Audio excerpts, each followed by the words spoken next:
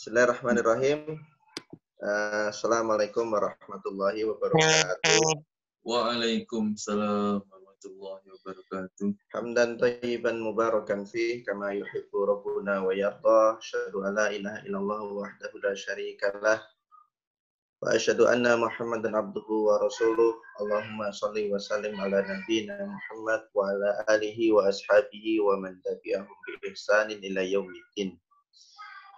Hamsaina ala fitratil Islam wa ala kalimatil ikhlas wa ala dini nabiyina Muhammadin sallallahu alaihi wasallam wa ala millati abina Ibrahim hanifan musliman wa ma kana minal musyrikin.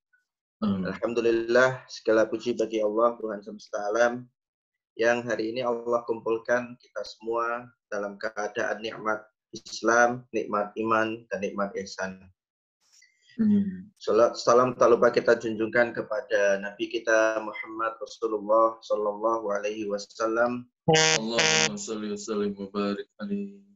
Yang dengan segala perjuangan beliau kita bisa mengenal Islam, iman dan ihsan. Ya. Terima kasih kepada Ustadz Muhammad Farel yang telah menyempatkan waktu untuk berbagi bersama dalam kajian Muamalah bersama OKOC Indonesia, yang insya Allah hari ini kita akan membahas tentang dinar dan dirham. Sebelum kita berlanjut ke kajian muamalah, insya Allah pada sore hari ini akan dibuka oleh co-founder OKOC, yakni Prof. Indra Uno. Lalu akan ada sambutan juga dari Ketua Umum kita, Bapak Ibu Samsi. Atau Ustadz Imru Samsi kalau sore hari ini. Untuk membuka acara sore hari ini, mari kita mulai bersama dengan bacaan Bismillah. Bismillahirrahmanirrahim. Untuk sambutan yang pertama kepada co-founder kita, Prof. Indra Uno, waktu dan tempat kami persilahkan. Mas Azwa, maaf, biar saya dulu, boleh Mas Azwa? Ustadz Im dulu, siap Ustadz. Kepada Ustadz Im, untuk sambutan pertama, al-yatafaddal mashkura. Alhamdulillah. Kakak Baim. Ya. Terima kasih. Assalamualaikum warahmatullahi wabarakatuh. Waalaikumsalam warahmatullahi wabarakatuh.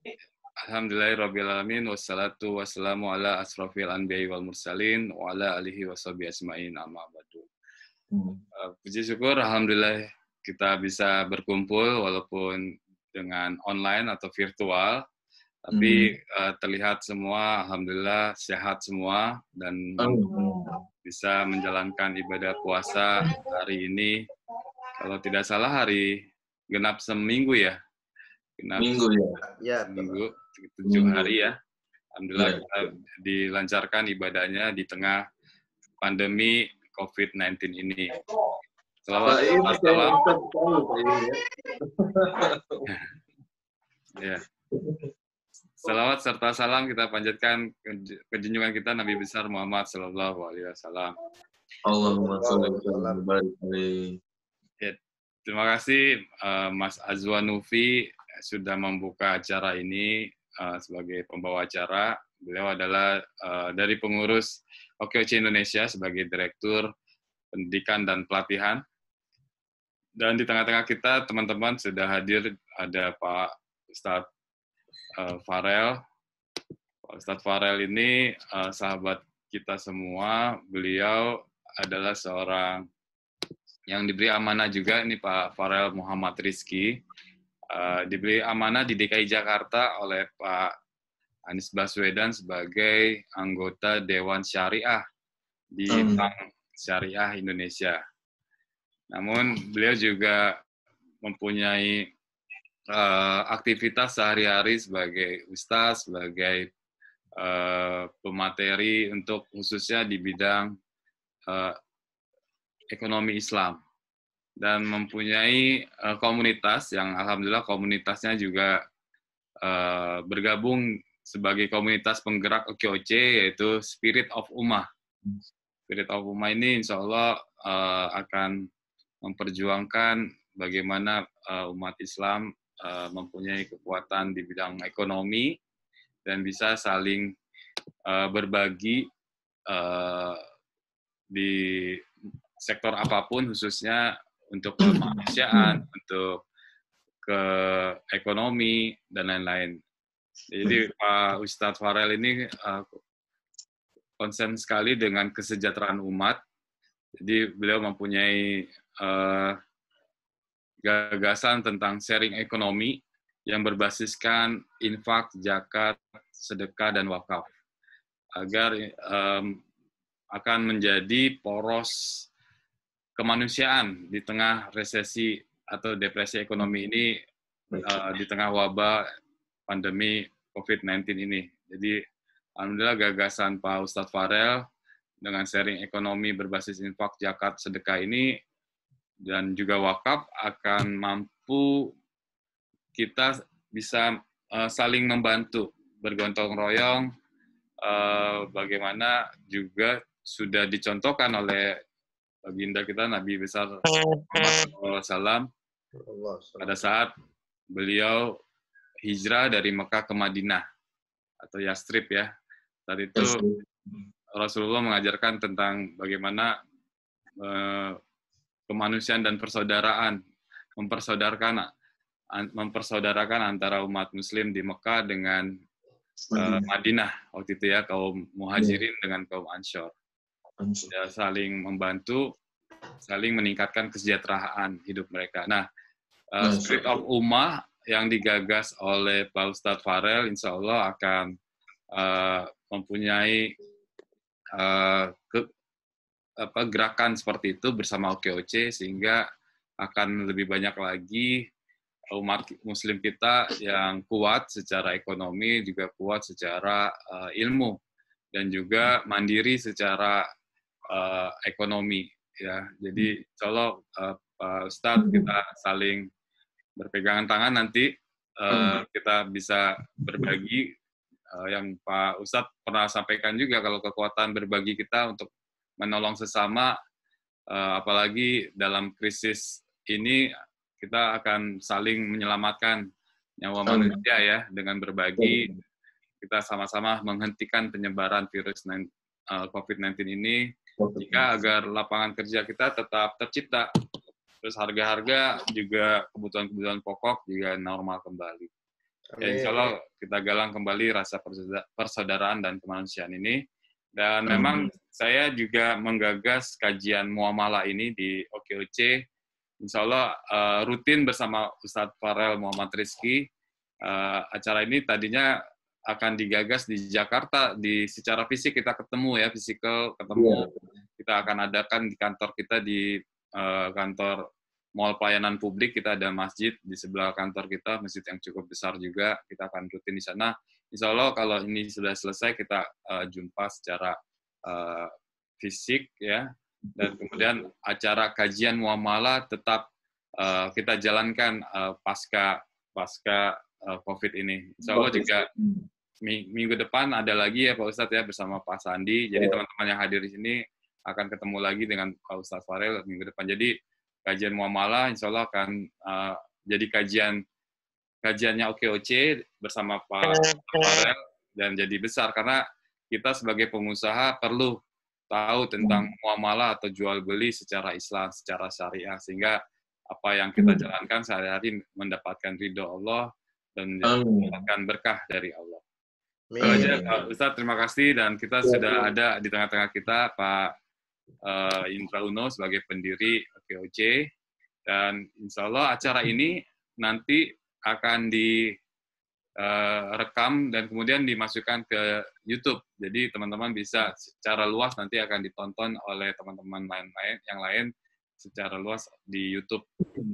Ini ada Mas Antoko sebagai dari Direktorat Event juga yang akan memantau acara ini. Terima kasih banyak teman-teman sudah mengadakan acara ini. Wassalamualaikum warahmatullahi wabarakatuh. Waalaikumsalam warahmatullahi wabarakatuh. Terima kasih kepada Pak Ketua Umum kita, Ustadz Imru Syamsi. Untuk sambutan berikutnya kepada Ustadz kita, Prof. Indra, waktu dan tempat, Fadhil Masykuro. Masya Allah, udah jadi ustadz sekarang saya. Cocok Pak Ustadz. Cocok ya, Masya Allah, gara-gara pakai kopiah doang nih. Oke. Assalamualaikum warahmatullahi wabarakatuh. Waalaikumsalam warahmatullahi wabarakatuh. Waalaikumsalam. Salam semua yang hadir di sini dan Ustadz Farel sebagai pemateri, terima kasih udah mau berbagi ilmunya kepada teman-teman di OKOC. Dan seperti yang tadi disampaikan oleh Ketum IIM, emang benar bahwa memahami ilmu itu adalah dalam bermuamalah itu adalah juga yang kita sampaikan dengan kurikulum 7 langkah pas itu. 7 langkah pas pasti akan sukses insya Allah. Nah, yang kita lakukan setelah pendaftaran itu kan adalah pelatihan. Pelatihan itu tidak lain tidak bukan adalah akses terhadap ilmu. Ilmu di dalam melakukan atau berwirausaha. Nah, jadi kalau sekarang ilmunya diperkuat dengan kajian muamalah ini dan tentunya kita tahu bahwa kalau kita memahami ilmu muamalah ini, insya Allah usaha kita akan sustainable. Bukan cuma sustainable ada atau ada terus-menerus, tetapi tumbuh terus-menerus. Ya, jadi sustainable growth. Nah, yang saya selalu sampaikan kepada teman-teman di OKOC, itu memulai suatu usaha itu baik, tetapi membuat atau mendampingi agar usaha tersebut tumbuh terus itu adalah yang kita inginkan dan kita tuju. Kenapa? Karena dengan bertumbuhnya usaha itu lapangan kerja itu terbuka. Dan kalau lapangan kerja terbuka itu akhirnya bisa menurunkan angka pengangguran. Sekarang kita dengan kondisi seperti sekarang tiba-tiba angka pengangguran kita melonjak. Bisa angkanya ada di Ketum IIM dan seolah-olah apa yang kita kerjakan kemarin itu seperti harus mulai lagi dari awal, tetapi itu pasti ada hikmahnya. Pasti ada hikmahnya dan Allah selalu berikan hikmah melalui berbagai macam cara termasuk melalui pandemi ini. Dan mudah-mudahan melalui kajian muamalah ini yang topiknya tadi saya lihat sepintas uang dinar dan dirham ya. Betul ya? Ya. Nah, jadi ini bayangkan dari dulu yang namanya 1 dinar itu bisa membeli berapa banyak daging misalnya contoh ya. Sampai sekarang juga kira-kira stabil terus. Kalau 1 dinar juga dipakai buat membeli daging, mungkin tidak ada penurunan atau depresiasi dari nilai mata uang itu tersendiri juga. Jadi kalau kita lihat bahwa Islam itu sudah mengajarkan sesuatu yang stabil dan dia punya faedah-faedah ikatan dasar dari nilai intrinsik mata uang itu sudah dari dulu. Dan nanti kita dengarkan dari Ustadz Farel. Jadi kira-kira saya juga punya pertanyaan nih, tapi mohon maaf saya nggak bisa terus-terusan ada karena dalam 10 menit saya harus ke ruang sebelah. Nah, sebelah itu maksudnya kalau di handphone tuh di swipe aja gitu. Karena kalau sekarang kan nggak perlu ke ruang sebelah, duduk di sini terus. Jadi kalau bisa ini dibikin berseri dan berjenjang, Ustadz. Iya. Supaya kita lihat dan kita bisa pantau ada peningkatan dari waktu ke waktu. Jadi seperti Bang Azwa kan di Direktorat Diklat ya. Yeah. School of OKOC-nya itu kita juga punya buku rapor masing-masing. Nah, buku rapor masing-masing ini supaya mengetahui bahwa materi apa yang sudah didapat, terus materi lanjutan, dan seterusnya. Jadi kalau di kajian muamalah ini, kalau bisa, dia juga berseri dan berjenjang. Kata saya berseri ke sana dan berjenjang ke atas. Makin lama makin mahir. Kalau belum dapat materi dasar, nggak boleh langsung loncat kepada yang lain. Gitu. Wow. kasihan. Ya, jadi kita harus apalagi muamalah ini. Dan kalau saya boleh saran juga, nanti Mas Azwa bikin juga TOT nih, TOT bagi teman-teman kita yang punya ilmu yang mumpuni, bisa jadi trainernya Ustadz Farel kan. Dan mungkin bagus. Bisa diterapkan di komunitas yang sekarang udah lebih di atas 100 komunitas Ustadz Farel, termasuk Spirit of Ummah. Nah, jadi kita bisa sebarluaskan ilmu ini, dan mudah-mudahan dengan adanya ilmu ini kita bisa menjadikan ilmu ini menjadi keterampilan, dan dari keterampilan itu bisa meningkatkan yang namanya ketahanan dari usaha kita masing-masing. Amin, amin ya rabbal alamin. Semoga dalam bulan puasa ini kita senantiasa diberikan kekuatan untuk hanya menjalankan kehendak Allah dan kita mempuasakan kehendak diri kita. Amin ya rabbal alamin. Assalamualaikum warahmatullahi wabarakatuh. Waalaikumsalam warahmatullahi wabarakatuh. Terima kasih Prof. Indra untuk sambutannya. Untuk mempersingkat waktu kepada Ustadz kita, Ustadz Farel, Muhammad Farel, waktu dan tempat dipersilahkan. Baik. Bismillahirrahmanirrahim. Assalamualaikum warahmatullahi wabarakatuh. Alhamdulillah rabbil alamin, nahmadu wa nasta'inu wa nastaghfiru wa na'udzu billahi min syururi anfusina min sayyiati a'malina. Allahumma shalli ala Muhammad wa ala ali sayyidina Muhammad. Alhamdulillah atas waktu dan kesempatan yang diberikan. Yang pertama-tama puji syukur kepada Allah Subhanahu wa taala, salawat dan salam kepada Rasulullah sallallahu alaihi wasallam, dan rasa terima kasih yang mendalam saya ucapkan terima kasih kepada Pak Sandiaga Uno, Pak Indra Uno, Pak Iim Rusamsi, Mas Azwa, dan sebagai informasi saja Pak Prof Indra Uno, Pak Iim Rusamsi, di sini banyak rekan-rekan saya dan juga ada guru saya di sini yang sedang ikut kajian ini, Pak Iim. Beliau Direktur Pasca Sarjana YIN Batu Sangkar dan Ketua Umum MUI Tanah Datar, Dr. Buya Sukri Iska. Ini hadir di tengah-tengah kita. Insya Allah. Alhamdulillah. Terima kasih. Ya. Kemudian ada juga sahabat saya ini, Saudara Ramon dari HMI, Mas Rido dari BNI Syariah, ada rekan kita dari BNI Syariah juga. Alhamdulillah hadir juga pada sore ini, dan ada rekan saya lagi Ilham Wahidin ini dari KSE, Kelompok Studi Ekonomi Islam, hadir juga. Alhamdulillah semarak kajiannya, mudah-mudahan bermanfaat buat kita semua yang ada di forum dan channel ini. Amin. Baik, Pak Iim, Pak Indra, Mas Azwa, kita mulai. Sebenarnya tadi saya melihat di pembukaan, subhanallah, Pak Iim, Pak Indra Uno ini bukan lagi tampil beda dengan biasa, ini benar-benar kayak Ustadz ya semua. Ya, Ustadz.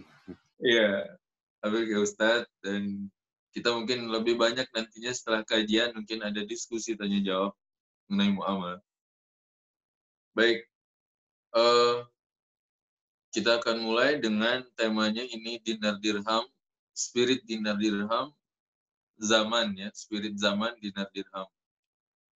Muamalah adalah bagian daripada syariah dan akhlak. Jadi akidah yang pertama, yang kedua syariah, akhlak. Nah, syariah dan akhlak itu di dalamnya ada muamalah. Jadi ilmu ada 3.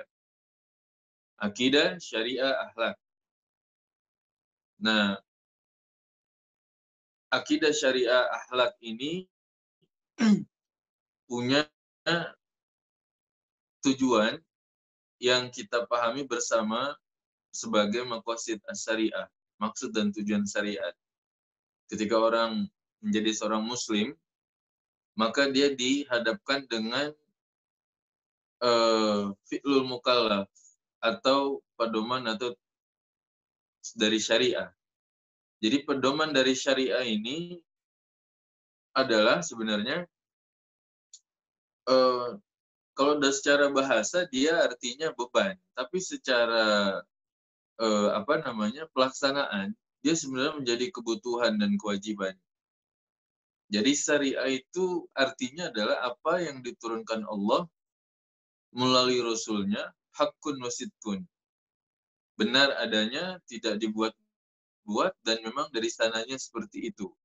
Dan itu menjadi sebuah sistem.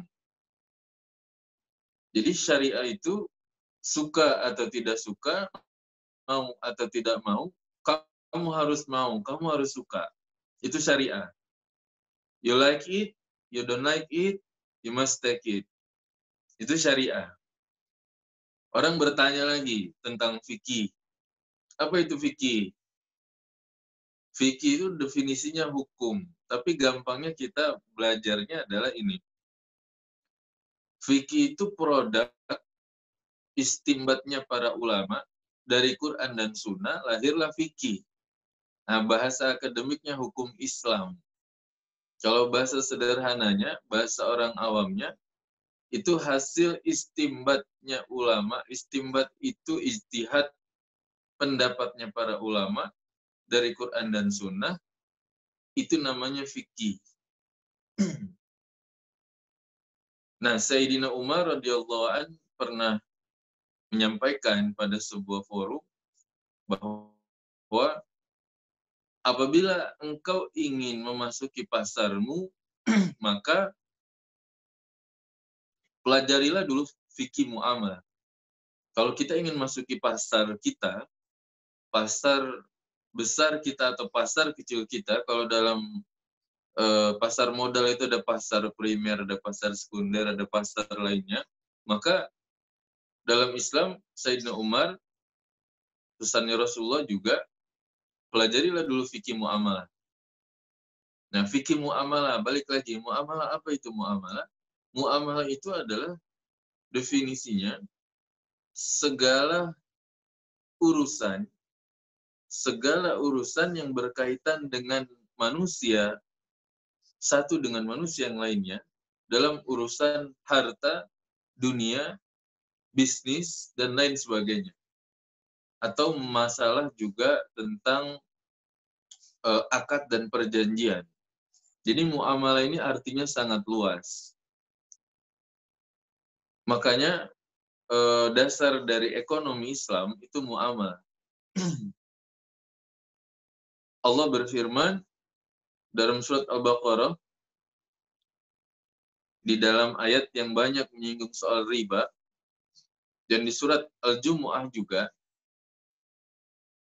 Allah berpesan di sini cuma dua hal. Allah halalkan jual beli dan Allah haramkan riba. Kemudian di surat Jumu'ah, Allah memerintahkan kita untuk meninggalkan segala aktivitas jual beli apabila masuk waktu Jumat. Dan setelah Jumat silakan diteruskan lagi. Berarti memang dalam muamalah, pasar muamalah ini banyak didominasi oleh jual beli. Sebagian ayat juga ada yang menerangkan tentang mudharabah. Yudharbam fil ardi itu dasar daripada mudharabah, investasi. Jadi kalau ada orang yang memahami mudharabah bagi hasil, ya bagi hasil, tapi setelah ada investasi, ada istismar. Istismar itu pengembangan, penumbuh kembangan, mengembangkan. Istismar dari kata samroh, buah, ditumbuh kembangkan, akhirnya membuahkan hasil. Nah, hasilnya itu yang dibagi. Makanya kalau ada orang ditanya apa arti mudharabah, bagi hasil, iya betul, itu hasilnya. Pertama melakukan investasi dulu, baru bagi hasil. Nah, ketika masuk ke jual beli, maka masalah pertama yang akan dihadapi oleh seorang muslim ialah dengan apa ia bertransaksi. Apakah dengan langsung dengan uang kartal, uang gira, uang kuasi, dan lain sebagainya, electric money, bitcoin, sampai nanti kita ada uang yang lebih canggih lagi dengan uang digital. Sekarang orang udah punya OVO, udah punya Dana sebagai gantinya dompet. Tapi kita kembali sejenak ke sejarah bahwa Al-Quran dan Sunnah memberikan kita satu pelajaran penting di sini tentang mata uang. Jadi di surat Ali Imran itu dijelaskan, wa min ahlil kitabi man inta'manhu bikin torin, yang setelah itu baru bidinarin. Jadi dinar disepakati oleh para ulama dari sejak zaman Rasulullah SAW sebagai mata uang. Ini ada kita bahas secara rinci dulu. Dinar pertama sebagai mata uang. Kedua, dirham sebagai alat tukar. Jadi ada 3 nih. Bahkan ada 4 malah. Dinar, dirham, warik, sama fulus. Ada 4. Dinar sebagai mata uang, dirham sebagai alat tukar, warik juga. Warik itu dirham dengan kualitas yang sangat bagus sekali. Ya. Kemudian yang terakhir fulus. Nah, orang-orang Arab biasa pakai istilah ainal fulus, mafi fulus. Nggak ada uang, fulus. Tapi kalau dilihat di sini artinya adalah dinar sebagai mata uang. Dirham sebagai alat tukar, warik juga. Fulus itu uang yang dari tembaga. Nah, ketika Sayyidina Umar pertama kali melihat dinar dirham ini sebagai mata uang, maka dia mencoba menjadikan mata uang orang Islam pada waktu itu dari kulit unta. Terus dikasih masukan oleh sahabat Nabi, Abu Ubaidah bin Al-Jarrah. Kira-kira kalau mata uang kita dari kulit unta, tiba-tiba nanti untanya habis, terus kita mau pakai apa? Akhirnya diurungkan niat Umar untuk mencetak mata uang dari kulit unta. Setelah itu dari kulit hewan yang lainnya. Akhirnya Umar tidak menjadikan kulit unta tersebut sebagai mata uang. Kembali bahwa Allah menciptakan dinar, dirham dari tembaga, barang tambang, di mana di sini dia punya nilai. Jadi pengertian yang pertama dari dinar adalah sesuatu yang punya nilai dan harga. Ini kata Abu Ubaid. Jadi sahabat Nabi yang ahli ekonomi, selain dari Abdurrahman bin Auf, selain daripada Abu Ubaidah bin Al-Jarrah, selain daripada Mu'az bin Jabal, itu ada lagi Abu Ubaid. Ada lagi Abu Ubaid. Abu Ubaid mengatakan bahwa, ahlan wasalan Pak Amri.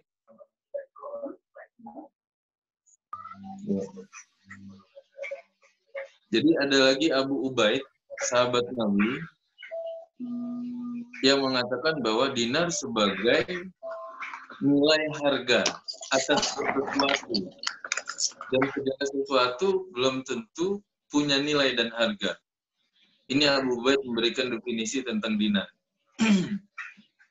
Kemudian setelah Abu Ubaid, ada ulama kita Imam Al-Ghazali, itu mengatakan bahwa dinar dan dirham diciptakan oleh Allah Subhanahu wa Ta'ala sebagai hakim yang adil.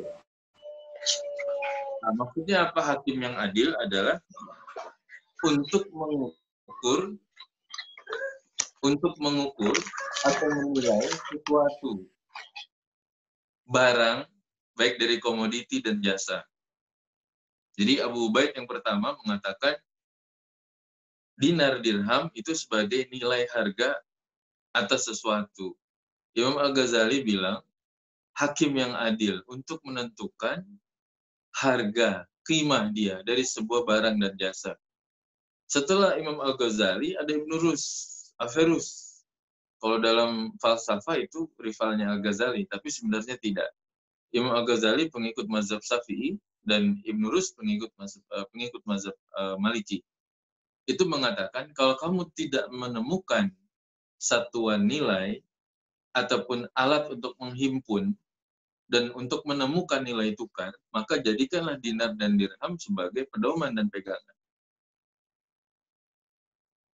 Jadi ada beberapa definisi ulama tentang dinar dan dirham.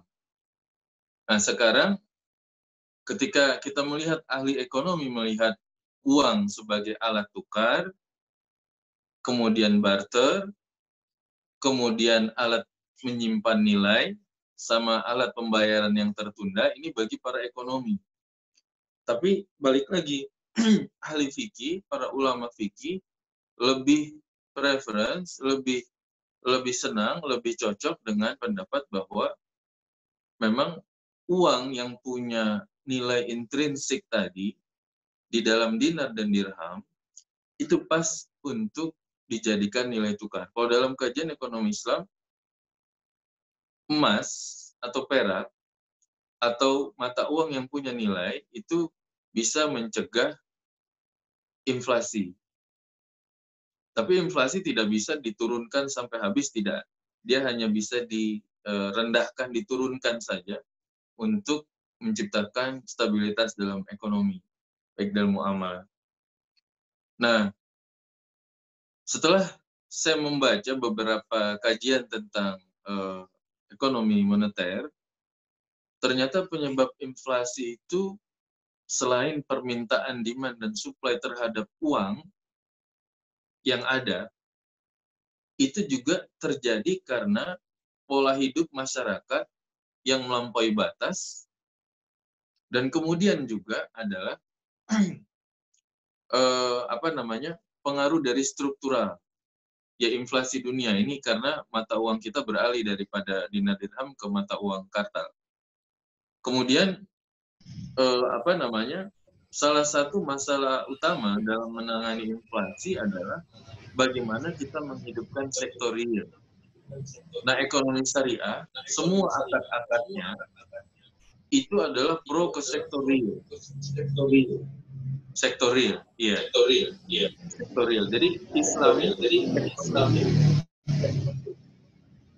Makanya Bank Syariah di Indonesia punya ciri khas dia sebagai the biggest retail on Islamic banking.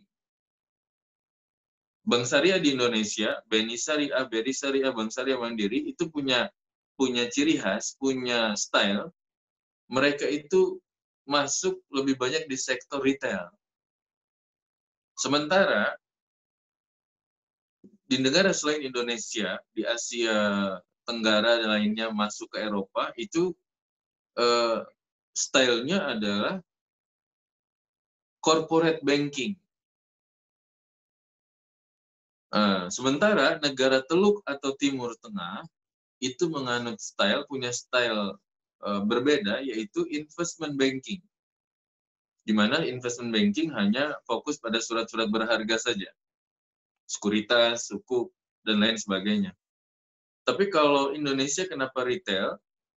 Kita kembalikan lagi, Rasulullah SAW itu melakukan jual beli, transaksi dengan dinar dirham pada waktu itu, dengan pasar muamalah yang bagus, dengan struktur pasar yang bagus, di mana orang-orang itu menjalankan semuanya dengan amanah, di mana transaksi jual beli tidak hanya tujuannya untuk profit saja, tetapi ada sharing ekonomi di dalamnya.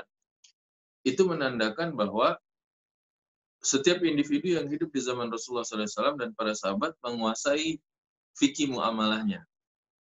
Nah, sekarang kita kembali bahwa spirit dinar dirham yang menjadi mukadimah pada kajian OKOC pada sore hari ini, fokusnya adalah pesannya adalah, atau message-nya adalah, bukan berarti kita bersama-sama sekarang meminta kepada Bank Indonesia, ayo BI kita cetak dinar dirham kembali. Nah, pesannya adalah di sini adalah kita perkuat kembali sektor real kita. Di zaman Rasulullah SAW, di Hijaz, di Madinah, di Taif, dan di lain tempat, itu jumlah Baitul Mal pada waktu itu hanya beberapa saja. 1, 2, 3. Tapi jumlah produsen dan pengusahanya, jumlah muslimpreneur, entrepreneurnya banyak. Kalau sekarang, kita hampir banyak didominasi oleh lembaga keuangan. Baik itu bank, asuransi, Ventura, dan lain sebagainya. Maka kita kehilangan glorifikasi zaman keemasan pada masa itu. Nah, sekarang bagaimana kita ingin, kalau kita ingin mengembalikan dinar dirham lagi, kita kembalikan dulu sektor real kita.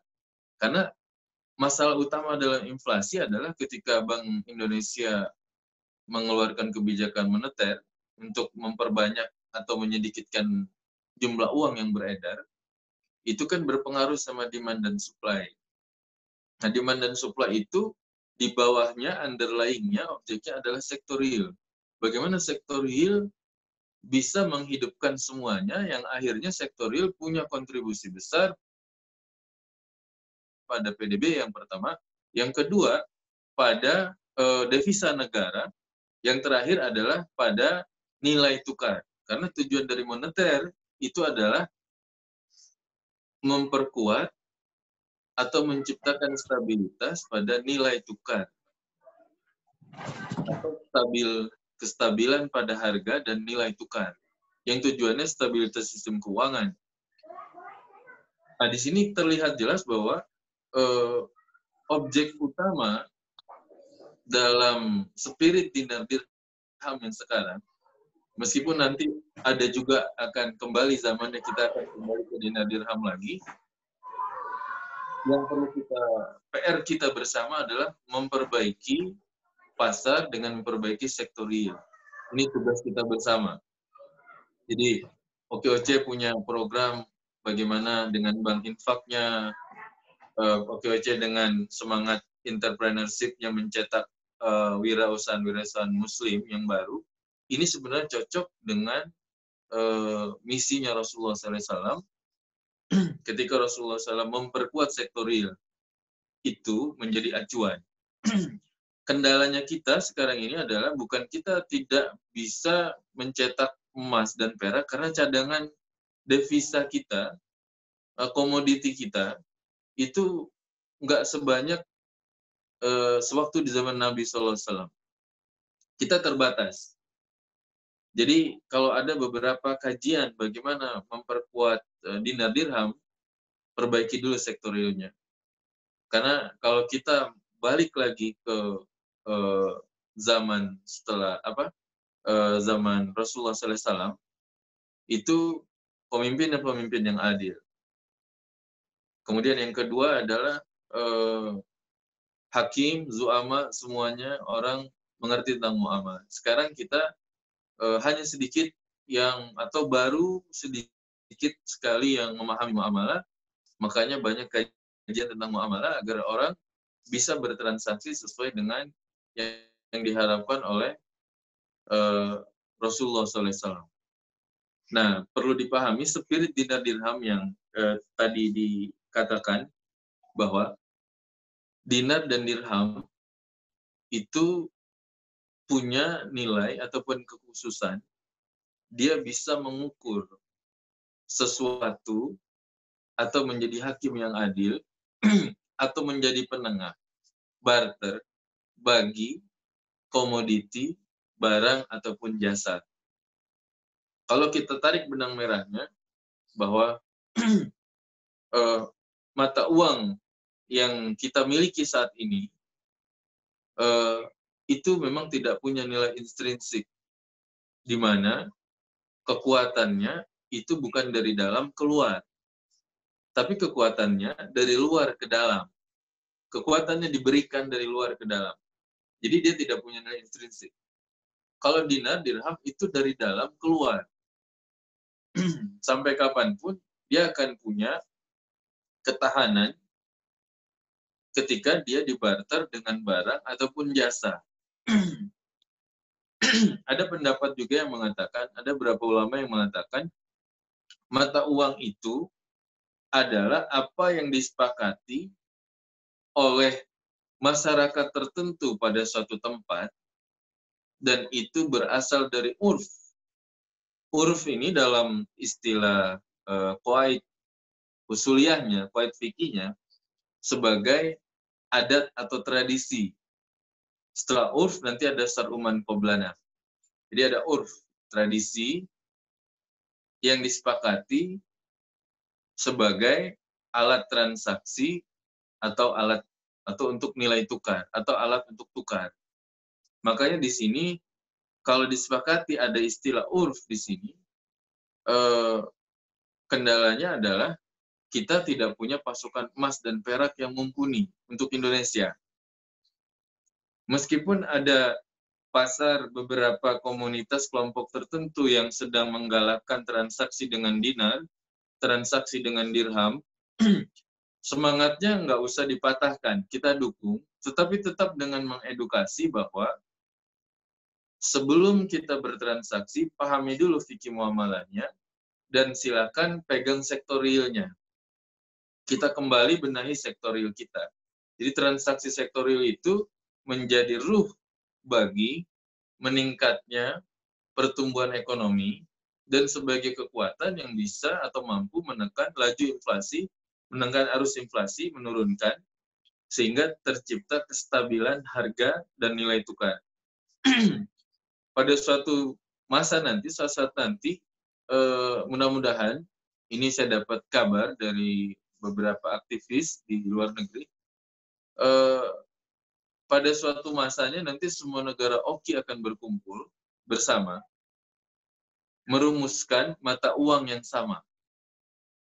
Jadi tidak ada lagi ringgit, tidak ada lagi rupiah, tidak ada lagi real. Yang ada adalah mata uang negara Islam yang satu. Itu rencana besar negara-negara anggota oki. Mudah-mudahan dengan adanya rencana itu dan berhasil dilaksanakan, diimplementasikan, terciptalah zaman keemasan sebagaimana zaman keemasan Rasulullah, para sahabat, dan para pemimpin muslim pada waktu itu dalam membangun kekuatan ekonomi umat, di mana basicnya adalah sektorial. Bedanya syariah dan tidak syariah simpel aja sekarang. Terlihat dari akadnya, penjual pembeli akad sigo barang, underlying atau objek yang menjadi transaksi di pasar barang atau pasar jasa. Jadi selama itu tidak ada underlying atau objek ketika transaksi, maka akadnya bisa fasid, transaksinya bisa batil, transaksinya bisa jadi gharar, riba, dan mengandung maisir. Ya, mungkin ini sekilas, ini baru mukadimah ya, mukadimah daripada spirit dinar dirham yang kita perkenalkan kepada umat adalah spiritnya, spirit dinar dirham ini sendiri. Bukan dinar dirham mata uangnya kita bikin cetak lagi, 1 dinar harganya 1,5 juta misalnya, 1 dirham misalnya 750.000 kita bikin. Itu boleh saja kalau kita nanti udah punya cadangan devisa yang kuat, dan komoditi kita juga kuat dan mendukung, PDB kita besar, kita bisa cetak mata uang kita sendiri. Nah, di saat itulah baru kita bisa kembali ke situ. Karena sekarang sangat sulit sekali, kita masih bergantung pada atau masih dipengaruhi oleh inflasi dunia sekarang. Dan itu kesulitan kita.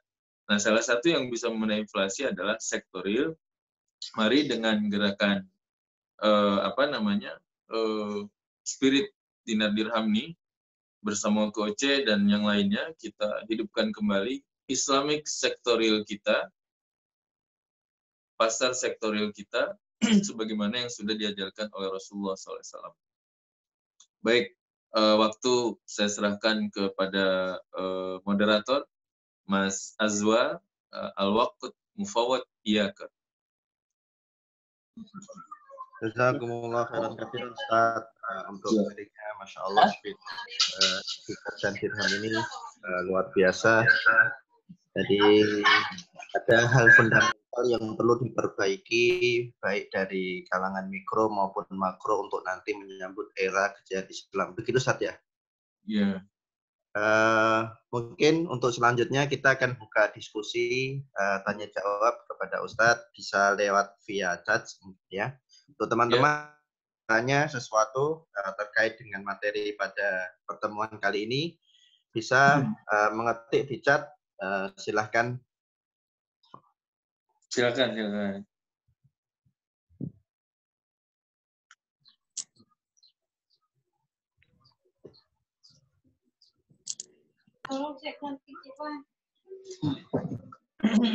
Ini izin bertanya Ustaz. Oh iya. Silakan. Amri. Ya, terima kasih atas materi yang telah diberikan. Saya sangat mengapresiasi sekali ini kegiatan seperti ini. Ada wawasan-wawasan terbaru yang kita peroleh dari Ustadz Farel. Melihat dari fenomena yang telah Ustadz jelaskan tadi, saya ingin bertanya ini langkah-langkah apa sekarang yang telah kita lakukan di dunia Islam terhadap proses pembentukan spirit ke arah itu. Nah, itu pertanyaannya. Kemudian upaya apa yang dilakukan lagi bagi kita yang ada di sektor ekonomi secara makro dan mikro. Terima kasih, Pak. Baik. Oke, ini langsung dijawab apa nunggu yang lain dulu pertanyaannya? Silahkan Ustaz, langsung saja Ustaz. Sambil menunggu. Baik, Ustadz Amri Effendi. Ustadz Amri Effendi ini teman saya juga, sahabat saya. Terima kasih pertanyaannya, luar biasa. Saya akan menjawab dengan Ustadz Amri. Langkah apa yang harus ditempuh secara makro ataupun mikro? Yang pertama adalah kita mulai dari sektor mikro dulu. Langkah yang pertama yang dilakukan adalah memperbaiki ataupun menambah kekuatan bagi regulasi industri keuangan syariah di Indonesia.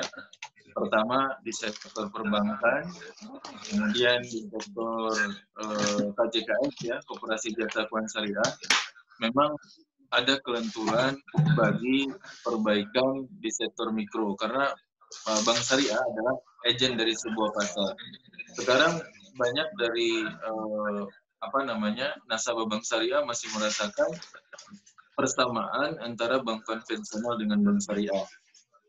Nah, mereka menganggap bank syariah sama aja dengan bank konvensional, tidak ada perbedaan. Maka perlu satu ditambah amunisi secara kebijakan, di mana nanti perbankan syariah itu punya undang-undang, punya regulasi yang khusus, yang baru untuk mengembangkan sektor mikro. Kemudian edukasi, sosialisasi keuangan syariah di sektor mikro juga masif. Jadi nasabah yang datang ke bank syariah, ke lembaga keuangan syariah, itu nggak merasa asing lagi dengan murabahah, ijarah, mentahiyah, bitamlik, salam, istisna, mudharabah, mutlaqah, muqayyadah, dan semua akad-akad yang sebenarnya arahnya ke sektor real. Selanjutnya juga persiapan ataupun pengkaderan para calon-calon muslimpreneur yang baru. Jadi para muslimpreneur yang baru ini sesuai dengan OKOC ini perlu ada pelatihan sampai mindsetnya sebagai pengusaha itu terjadi atau terbentuk, di mana nanti ketika di tengah krisis seperti krisis 98 ataupun wabah COVID-19 saat ini, itu mentalnya tetap terjaga, dia punya inovasi, punya solusi untuk keluar dari masalah ataupun problem ekonomi ya. Kalau dalam bahasa makronya itu resesi itu sangat mengerikan. Tapi secara mikro sebenarnya bank syariah perlu ada undang-undang baru, pembekalan bagi sektor individunya, untuk membangun pasar yang strategis sama struktur permodalan yang hierarkis, yang bagus, yang mudah, yang langsung menyentuh ke sektor real. Jadi masyarakat nggak lagi berkooptasi ataupun punya hijab atau punya masalah dengan yang namanya lembaga keuangan. Jadi ada perbaikan dari struktur modal dan pasar, juga ada perbaikan daripada followernya, dari individu-individunya yang menerima manfaat daripada lembaga keuangan. Nah dari situ baru sektor real bisa hidup. Memang perlu ada edukasi yang masif, kedua juga pendampingan, pembekalan yang berkala, sama modal juga yang kuat, sambil membenahi pasar. Pasar ini memang yang sangat penting adalah zamannya digital, zamannya orang transaksi pakai online semua. Berarti kita juga punya pasar online yang bagus, yang dikelola secara baik, yang pro kepada orang-orang Muslim, baik dari jasanya juga, servisnya juga, di mana nanti kepercayaan antara individu dan nasabah kepada lembaga keuangan itu akan terbangun lagi, terutama lembaga keuangan syariah. Nah, di sini baru nanti bank konvensional dan bank syariah benar-benar dirasakan perbedaannya. Selama ini kan masih dirasakan sama aja bank syariah dengan bank konvensional, banyak yang bilang begitu. Pertama itu terjadi karena tidak memahami fikih muamalah, kedua tidak memahami ekonomi makro dan mikro. Yang paling penting adalah ekonomi politik, Islamic ekonomi politik di sebuah negara. Bagaimana dari sektor makro, lanjut dari mikro tadi, seorang pemimpin harus menguasai Islamic leadership. Bagaimana Islamic leadership itu bisa membuahkan satu kebijakan, norma baru, klausul baru, konon baru kalau di Aceh dalam regulasi di pemerintahan. Jadi orang yang menjadi direksi bank syariah, komisaris bank syariah, itu harus benar-benar tahu Islamic leadership, paham Islamic leadership. Yang kedua, paham fikih muamalah, sehingga dia menjalankan bisnisnya sesuai dengan maqasid as-syariah. Jadi bukan sekedar menjalankan bisnis, dapat bagi hasil, dapat dividen, dapat keuntungan sekian, udah dia pergi tinggalkan itu bank syariah tanpa membekas apa-apa. Jadi ini pertanyaan yang sangat bagus sekali. Pembenahan di sektor makro dan mikro dirasakan sangat perlu. Di sektor makro adalah pembenahan daripada leader-leadernya yang dituangkan dalam bentuk kebijakan dan regulasi. Di sektor mikronya perlu ada undang-undang khusus, regulasi khusus dari OJK sebagai mikroprudensial dan BI sebagai makroprudensial, lebih pro lagi kepada masyarakat muslim. Jadi bagaimana masyarakat muslim ini mendapatkan dukungan dari lembaga keuangan sendiri, baik negara ataupun swasta, untuk mereka, agar mereka bisa membangun the real Islamic sektorial. Bagaimana sektorial Islami yang sebenarnya, yang dibangun atas fondasi muamalah. Ini perlu ada benar-benar edukasi yang masif, pendampingan yang masif, perlu ilmu dari Pak Indra Uno, Pak Sandiaga Uno, Pak Khairul Tanjung, para pengusaha-pengusaha yang udah sukses di bidangnya, itu menelurkan ilmunya, pengalamannya, dan memberikan akses networking dan jaringannya kepada kita, agar kita bisa membentuk satu spirit dinar dirham tadi. Jadi leadernya diperbaiki, ada perbaikan, dan juga dari followernya juga diperbaiki juga ininya, mindsetnya, pemahamannya. Terutama yang sering terjadi di individu adalah moral hazard. Ini yang su'ul akhlaknya, ini yang perlu dibenahi.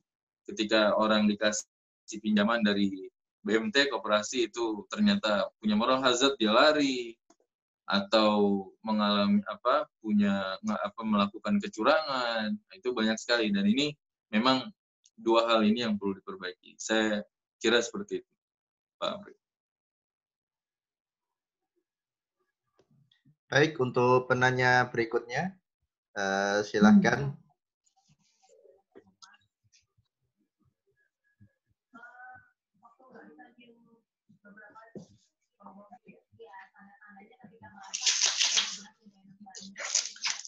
Assalamualaikum, izin bertanya Ustadz. Iya. Jika dilihat dari sisi mahasiswa EKIS khususnya, peran yang dilakukan untuk membumikan spirit dinar dan dirham ini apa saja Ustadz? Mohon pencerahannya Ustadz. Terima kasih. Baik. Contoh konkret dan realnya untuk spirit dinar dirham ini satu, mungkin nanti ada masukan dari Pak Indra Uno dari OKOC. Yang pertama adalah melakukan kaderisasi para pengusaha-pengusaha baru. Jadi mindset-nya ketika si mahasiswa ini lulus, memang setelah lulus orang ini harus dapat kerja, pengen dapat kerja. Selain pengen mencari kerja, dia harus punya mindset wirausaha dulu, mindset entrepreneur atau muslimpreneur, di mana nanti ketika sudah terbentuk, ketika dia bekerja, sense-nya dia bukan sebagai employer, bukan sebagai pekerja, tapi sebagai pengusaha. Kenapa demikian? Ketika nantinya terjadi satu masalah, terjadi satu gejolak, ataupun terjadi seperti yang sekarang ini kita alami, dia tidak kaget. Dia bisa menghidupkan, tetap terus kreatif, inovatif, membangun bisnisnya, usahanya. Yang pertama itu membentuk mindset muslimpreneurship, karena Rasulullah SAW sebagai pedagang dan pengusaha. Rasulullah is trader, pedagang dia. Terus yang kedua adalah mencari, kalau memang nggak ada channeling, kita mencari cara mendapatkan networking, jaringan untuk mendapatkan pelatihan dan pembekalan tentang entrepreneurship. Terus kira-kira usaha apa yang kira-kira pas buat kita. Jadi ketika di zaman Rasulullah SAW itu BMT-nya itu cuma 1 dan 2 dan fungsinya masih uang publik Islam, itu toleransinya besar sekali. BMT itu banyak membantu masyarakat fakir miskin. Sekarang Baitul Mal tamwil, ada hak dan kewajiban di mana nasabah yang menerima pembiayaan, kita menamakan di sini bukan kredit ya, tapi pembiayaan. Nah, kalau kredit itu identik dengan riba.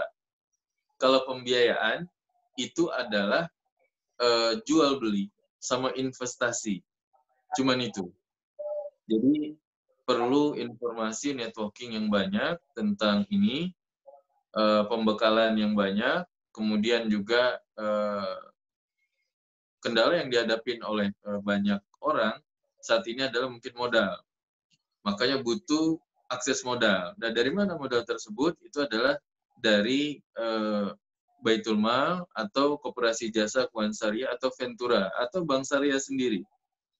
Jadi bagaimana nanti BMT KJKS ke depan bikin rule baru dalam ADART-nya bahwa nasabah ke depan yang akan diberikan pembiayaan atau pendanaan dari lembaga keuangan syariah adalah nasabah-nasabah yang amanah, yang jujur, yang bekerja keras. Nah, ini perlu dipikirkan ini orang-orang yang menerima pendanaan atau pembiayaan. Nah, sekarang ini juga kita lagi fokus pada Islamic Social Finance. Islamic Social Finance itu adalah keuangan sosial Islam yang instrumennya di dalam ada zakat, sedekah, infak, wakaf, CSR, dan lain sebagainya. Semua dana-dana sosial ternyata punya potensi besar untuk menghidupkan dan menggerakkan sektor real. Kenapa kita tidak memanfaatkan? Kalau zakat sifatnya konsumtif, itu bisa kita nggak manfaatkan sepenuhnya dan sebagian bisa kita alokasikan untuk usaha. Kemudian wakaf itu sifatnya produktif. Tahan pokoknya, sedekahkan manfaatnya. Maka wakaf di sini punya potensi besar punya dana dalam pendanaan, rendahnya biaya dalam pendanaan dan rendahnya biaya dalam pembiayaan. Jadi ada cost reduction, ada cost ataupun komponen komposisi di mana untuk produksi nanti itu cost-nya sangat rendah sekali. Ini bisa kita manfaatkan. Makanya semua ini berawal dari informasi, pengetahuan, networking yang perlu kita bangun bersama dalam membentuk kerajaan bisnis baru orang-orang Islam. Kalau kita pengen jaya lagi seperti dulu, ikutin apa yang dilakukan Rasulullah dan para sahabat, dan memang punya anatomi, punya ilmunya. Jadi nggak sembarangan dina dirham dulu kita bikin lagi, sekarang enggak. Tapi kita lihat kontekstualisasinya sekarang, bahwa kita perlu pembekalan yang lebih lanjut, pendalaman yang lebih dalam lagi tentang muamalah, terutama ekonomi. Jadi ekonomi syariah itu adalah fikih sama ilmu ekonomi yang berkolaborasi jadi satu, jadilah ekonomi Islam. Itulah muamalah. Itu hebatnya Rasulullah. Kira-kira begitu. Itu. Syukran kasiran Ustaz untuk jawabannya. Bagaimana teman-teman? Apakah ada pertanyaan lagi? Insya Allah kajian ini akan rutin kita adakan di setiap Jumat menjelang buka puasa. Ini insya Allah ini Ustaz ya. Jadi menjelang berbuka kita ini mendapatkan rahmat dari satu kajian Ustaz ya. Ngabuburitnya dapat berkah. Baik. Teman-teman, mungkin kita cukupkan sekian jika tidak ada pertanyaan lagi. Insya Allah kita akan bertemu kembali di kajian berikutnya di hari Jumat, insya Allah di waktu yang sama, jam 4 sampai dengan jam 5, dengan pemateri yang sama, Ustadz Muhammad Farel, dengan tema yang sama, dan ini melanjutkan tentang dinar dan dirham. Dinar dan dirham. Jadi mungkin ada closing speech Ustadz untuk pertemuan kajian pada sore hari ini. Iya. Pertama saya ingin ucapkan terima kasih atas partisipasinya Pak Dr. Buya Sukri, Ustadz Amri Effendi, Mas Ilham, Bang Ridho, yang semua bergabung di sini. Alhamdulillah, terima kasih. Mohon maaf atas segala kekurangannya. Insya Allah, OKOC Peduli bersama Spirit of Ummah punya program penggalangan dana zakat dan sedekah untuk Sumatera Barat khususnya melalui rekening OKOC Peduli. Bantuan ini diberikan kepada seluruh masyarakat Sumbar yang terkena dampak COVID-19, dan insya Allah announce-nya lebih viral lagi mungkin minggu depan bersama Pak Sandiaga Uno ya Pak Im ya? Ya Ustaz, insya Allah. Insya Allah sama Pak Sandi, dan insya Allah akan ada guest star dari Buya Mahyaldi, Wali Kota Padang sebagai Ketua Umum Masyarakat Indonesia Syariah. Hari apa tuh Ustaz acaranya? Insya Allah kalau pembagiannya di akhir sebelum Lebaran ya. Lebaran. Nah, sebelum Lebaran. Insya Allah kalau mudah-mudahan aja dananya terkumpul segera dan kita sama-sama memberikan lagi sebagaimana zaman Umar bin Khattab waktu itu, kekuatan Baitul Mal, itu ada zakat, infak, sedekah, wakafnya untuk merajut kembali kekuatan ekonomi umat. Mereka kita berikan solusi kekuatan untuk melalui COVID ini, wabah ini dengan kondisi yang terbaik, kemudian kita memberikan solusi melalui ekonomi keumatan, yaitu muamalah. Insyaallah. Kurang lebihnya saya mohon maaf. Terima kasih atas waktu dan kesempatan yang diberikan dari Pak Prof. Indra Uno, Pak Sandiaga Uno, Pak Iim Rusamdi, Ketua Umum OKOC Indonesia, Mas Azwa, Mbak Fika, dan semua yang terlibat di dalam kajian ini. Asykurukum syukron, jazakumullah khairul jaza. Akhirul kalam, assalamualaikum warahmatullahi wabarakatuh. Waalaikumsalam. Waalaikumsalam warahmatullahi wabarakatuh. Baik, mari kita tutup kajian pada sore hari ini dengan doa kafaratul majlis. Subhanallah. Allahumma bihamdika asyhadu an la ilaha illa anta astaghfiruka wa atubu ilaik. Sekian, jazakumullah Ustaz Farel, Pak Iim, dan Prof. Indra, dan semua rekan-rekan VOC. Sampai ketemu pada kajian di hari Jumat berikutnya, insya Allah. Sekian, Assalamualaikum warahmatullahi wabarakatuh. Waalaikumsalam. Waalaikumsalam. Terima kasih Pak Ustadz. Kita foto bareng dulu boleh? Iya, Pak Iim. Kita foto bareng dulu ya. Oh, foto-foto. Siap.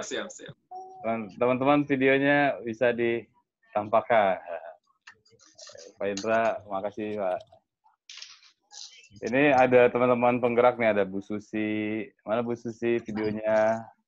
Ada Mbak Menu juga penggerak. Ada Mbak Ajeng.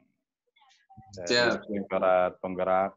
Mbak Elva juga pimpinan penggerak juga. Baik. Ya Pak Iim. Ya Bu Susi, penampakan dong Bu Susi. Pak Iim kayak Ustadz aja Pak Iim nih. Baik, kita foto ya. Iya, baik. Saya hitung sampai 3. 1, 2, 3. Nah, oke. Ya, terima kasih. Baik. Assalamualaikum. Waalaikumsalam warahmatullahi wabarakatuh.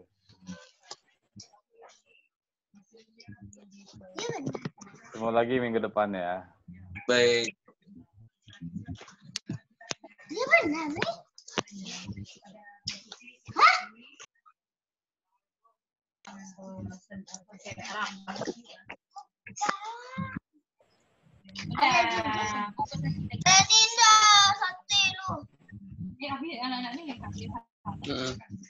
Di balik saya buka.